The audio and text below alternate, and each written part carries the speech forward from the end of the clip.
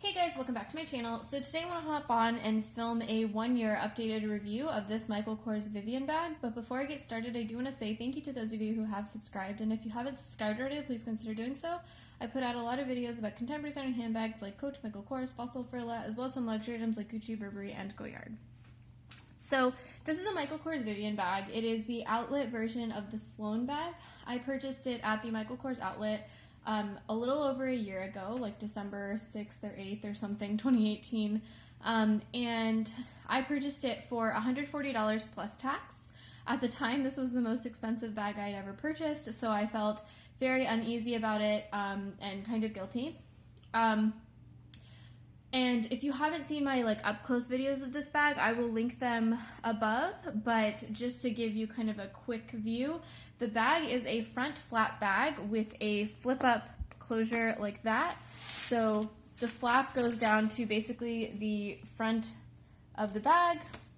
The back has this beautiful design that reminds me of curtains at like a theater.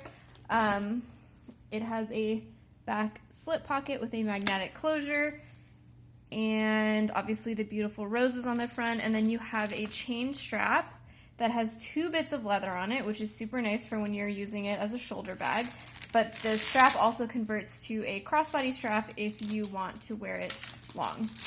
Very similar in the spirit to like the Gucci Marmont or the Chanel flap. So this bag is obviously a very beautiful bag, but it is quite a pricey bag, and I wanted to go over the pros and cons of this bag if you are thinking of getting a Michael Kors Vivianne bag or Sloan bag, or even, just any kind of chain strap flap bag, because I think a lot of my pros and cons kind of go with that. So the first pro of this bag is the design. I mean, I have gotten multiple offers to sell this bag. I have gotten compliments on this bag. It makes me just happy to see it. The rose detail is really, really pretty. The chain strap, I've talked about this in my other videos, but I think Michael Kors chain straps are really pretty because of the texture they add to them. You can see those little flat bits. It sparkles in the light. It's really pretty. The back of the bag is obviously gorgeous too. I really like the pattern back here. It looks, again, like a theater curtain. It reminds me of that. So I think it is just an absolutely gorgeous bag, and that is like a huge pro to me. I don't have any kind of bag that is similar in that aspect of just being like undoubtedly beautiful. It's also a very versatile bag because it is a black bag with a chain strap. It can be used in a more formal setting, obviously. Like I could wear this to a holiday party or a cocktail party and it would blend right in. It's a little bit bigger than your usual clutch or evening bag, but I think it would work perfectly fine because the roses on the front really dress it up. But you can also wear it day to day, so I use this at the mall all the time because it's so big. So the interior, which I have stuffed right now, but it's pretty big, and in my other video I show, I think, what can fit. You have a zipped pocket here, and you have 2 compartments here. This easily and very comfortably fits my wallet, key case, car keys, phone, and any carry-all items like Kleenex or something. So it's not only a really beautiful bag that you can wear at a special event, but it's also a bag that you can wear in your daily life. And that's also true because of the strap. So like I pointed out, the strap has leather bits on the end, which makes it really comfortable to wear on your shoulder. And because the strap drop, even for a shoulder bag, is fairly long, you can tuck it behind you if you're at the mall or something, so it really does stay on your shoulder really well. And obviously if you want to wear it crossbody, that's also an option with the strap. Another great aspect of the bag is all of the organization and the pocket. So I already showed you the interior, but just to do it again, you have multiple compartments and 2 zipped pockets in here. You have one in the back and then one up here. And then you have that slip pocket in the back, which is perfect for your phone.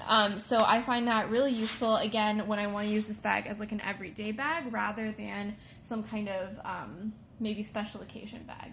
And I will also say that this bag, although the leather is really, really soft, this is calf leather. It's really soft, quilted, puffy leather. it's pretty durable. Like, I don't think, when I take this to the mall and take it in and out of the car, I'm absolutely sure that I rub up against things and scratch things, and it rubs against my jeans, stuff like that, and it's fine. Like, there's not a scratch on this thing. In terms of the leather, like, I haven't been able to see any kind of like really dramatic scratching. Now, there is a ton of wrinkling, obviously, because this is a really soft leather, but I haven't seen huge scratches. And with a leather this soft too, I would also maybe even be worried about like scuffs and holes and things if I like accidentally rubbed my ring against it or something like that. And I haven't seen anything like that. Even on the interior here, like, there's absolutely not even one scratch, which is shocking to me. I honestly thought this bag would be a lot more delicate than it is. And just to drive that point home even more, I take my phone in and out of this back pocket all the time. My phone has a metal loop on the back for like, it's like a pop socket type thing. I'll link it down below so you know what I'm talking about, but that hasn't even made a scratch. So it's pretty durable, especially for a bag of this soft leather. I just like wouldn't even expect it to be in this great shape after 1 year. That said, I didn't really use it like a ton. I do use it a lot when we go to the mall, and so I think I've probably used it, I don't know, 15 or 20 times.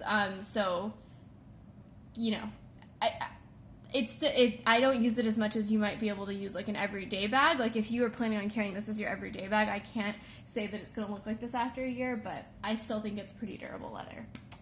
So now, starting with the cons. So if you've seen my videos comparing this bag to the Coach Cassidy, one of the things you'll notice is that I have a lot of trouble getting this bag to stand up. Especially if I put the strap on the front, it'll just fall over. It's not a very balanced bag, and that's because the bottom is that quilted, puffy, beautiful leather, but it's not level. It's not even, so this bag is just not gonna stand up on its own. Honestly, that bugs me the most when I'm filming videos of this bag, so if you're not a YouTuber, like, maybe that won't be a con for you. But it is also kind of annoying when we're, if I put this on a table or something, if we're like out to eat, I do have to remember to flip those straps to the back so that it doesn't fall over on its face. A little bit annoying, not the worst thing in the world, but yeah. Another con is the wrinkling. So like I said, the leather's in great condition and it has worn really well, but because this is a really soft bag, you can see all that wrinkling.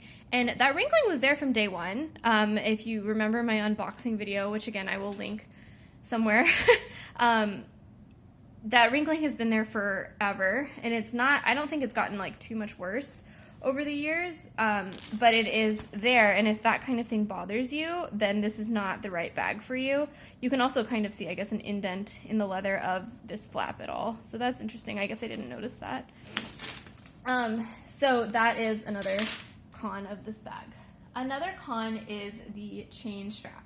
So obviously, if you're gonna buy a bag with a chain strap, then you know you're buying a bag with a chain straps. And chain straps are many things. They are metal, first of all, so they're not very comfortable. So when I wear this bag crossbody, the chain strap is not very comfortable against my skin. So if the chain strap is cutting basically between my boobs, like, it's not super comfortable if it's hitting against my breastbone and cutting in like that, especially if I'm not wearing a ton of clothes. Like, if it's summer and I'm wearing like a tank top or a light dress, it can be kind of uncomfortable.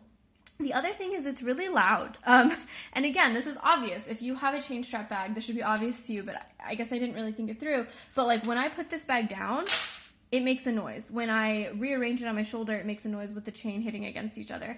And I'm usually not a very like flashy dressed person. I would never have thought I would buy a chain strap bag. So that is something to consider. This is not like a quiet bag. If you're gonna wear this to like a silent auction or somewhere where there's gonna be speeches or something, like, this is gonna make noise, and you have to think about that. Another con of this bag is,